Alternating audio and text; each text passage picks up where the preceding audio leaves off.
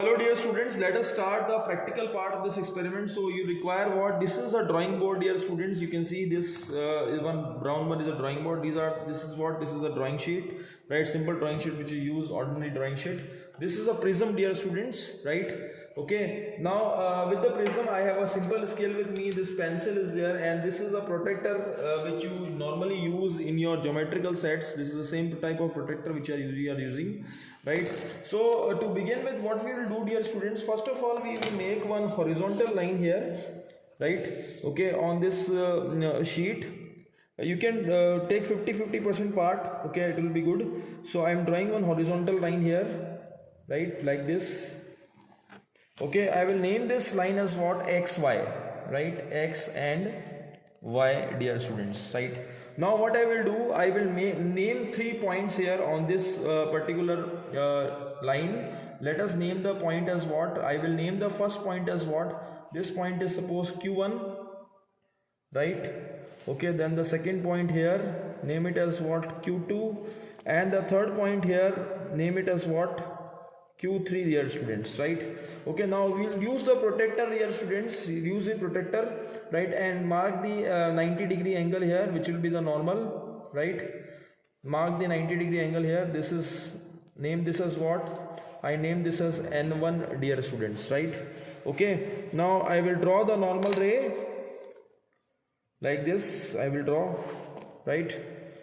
This will be the normal ray dear students. This will be the normal, right? Okay, now with the normal, what you have to do, we had to draw the incident ray dear student. Now for this, sometimes students do the mistake, they keep the compass like this, keep the protector like this. This is wrong. Don't keep your protector like this, okay? What you have to do dear students, keep your protector like this in this, right? You have to keep your protector like this only. Okay, if you keep your protector like this, it will be wrong, right? So keep your protector like this, right? And now with this mark what? Mark the incident ray. I take here the 30-degree angle initially. What I will do, I will take the 30-degree as the angle of incidence dear student. Now what I will do, I will be stretching a ray here, right? This will be the incident ray, right? Just mark this as what? This will be the incident ray, right? Okay. Now with respect to this incident ray, what I will do, I will fix 2 pins here. These are what? These are the pins, office pins which we are using here. Just simple zebra pins, right?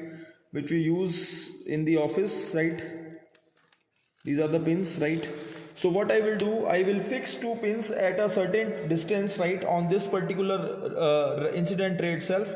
Let me fix the first point here, first pin here. I name this pin as what? This pin is named as what? P1, right? Okay, now I will fix the other pin dear student here at a certain distance from it. Let's say here I will fix the other pin, right? Okay, this will be pin P2. Right, now mark the angle here. This angle is what? This angle is I equals to what? 30-degree here. This is the 30-degree angle. Now take this prism dear student. This is a prism we have, right? Okay, so keep the surface of face of the prism like this, right? Exactly like this, such that this normal here, keep the prism like this such that this normal should meet at exactly the midpoint of the prism like this. Okay, now draw the boundary of the prism dear student, okay, with the pencil, right? Using the same thing, draw the boundary of the prism, right? I will draw the boundary of the prism here.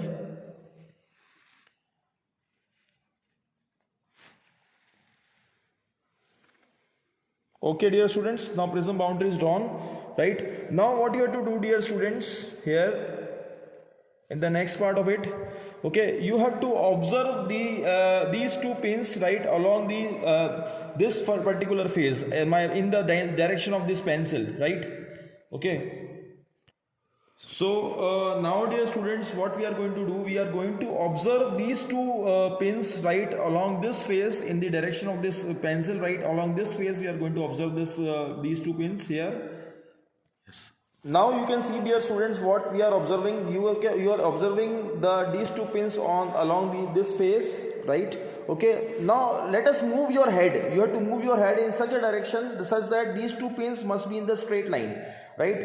Okay, that means what, with the first pin the second pin will not be seen, right? Okay, the pin will be in the straight line, right? Okay, dear students, so now what I will do, right, I will mark the direction, I will mark the third pin here, right, on this face, right, along this line, right, such that when I push the third pin inside, that then what is going to happen? Now as you can see, student, I have pushed these pin, right, okay, the other third pin and the fourth pin, right, in such a way that all the four pins you can see, all the four pins you can see in the straight line, right? Now if I look from the sideways, suppose, then you can see that, yeah, that now you can see all the four pins. Now if I push along this, right, then I can see all the four pins in the straight line. So now hence what is going to happen here, right, this is this I will take out these pins and I will encircle the points, right? Now I take out these pins, dear students, I will encircle these points, right, where I mark the pins, right? I will encircle these points, dear students, right? I will encircle this point, right, and I'll take out this pin here, I'll encircle this point, name this point as what, this is P3 and this one is P4. Now I will do what, I will just mark the ray here, right? This ray will be what, this will be the emergent ray, dear students. I will just draw this ray now, right? So now I will draw this ray here, dear students. Okay, I will just join these 2 points. This will be the emergent ray, dear students, right? Okay, so let us draw the emergent ray. So this will be the emergent ray, dear students, right? Now I will produce this ray again, right? Okay, I will produce this ray, that is the incident ray I will produce here, right? Okay, and then also I will produce this little bit inside, this emergent ray I will produce little bit this inside. So this will be what, this point here you can see, right? Okay, this angle which I am measuring here, this will be what, this will be D1. Okay, this is what, this is the angle of deviation, dear students, right? Angle of deviation, right? Now we will measure this angle, right? So you have to keep your, what you will do, you will keep your protractor here again, right, on this, right? On this I keep my protractor exactly, and now I will measure the angle here, dear students, right? So you can see this angle, right, which is measured here. This is approximately how much? This is 42 point how much, 5, right? Okay, so this is 42.5. So D1 becomes what? How much it is? 42.5 degrees, right? This is the value of the D1 angle, right? Now we will repeat the similar procedure, dear students, to find 6 or 7 readings, and then I will draw the minimum angular deviation. Now dear students, what is there, that as I will increase the angle, increase it up to 35 degree angle of incidence, then 40 degree, then 45 degree, 50 degree, 55 degree and 60 degree. So between 30 to 60 degree I will increase the angle of incidence. So we will find that first, with the increase of angle of incidence, this angle of deviation will decrease, and then again it will increase, right? So we will observe all the readings, dear students, now. Okay, so students, you can see here that we have changed the different angles, right? And accordingly what is happening, that as we are changing the angle, our reading, our data is also changing, right? Our angle of deviation is also changing. So you can see, when I keep the angle of incidence as 35 degree, the angle of deviation becomes 42.5. When I keep it as 40 degree, right, the angle of deviation, corresponding angle of deviation becomes 38 degree. That means you can see, as the angle of incidence is increasing here, the angle of deviation is decreasing.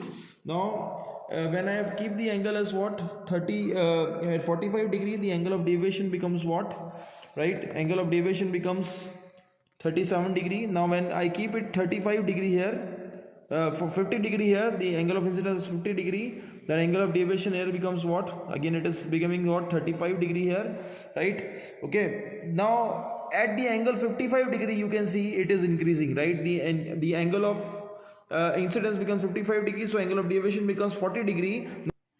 So as you can see 55 degree, you can see the deviation becomes what, 40 degree, right? So here you can see it is increasing now, angle of deviation is increasing. Now lastly, when I have kept the angle of incidence as 60 degree, so it will become what, new angle of deviation becomes what, that is 42 degree, right? Okay, so these all are the readings, dear students. Now I will plot the graph, right, to measure the minimum angle of deviation.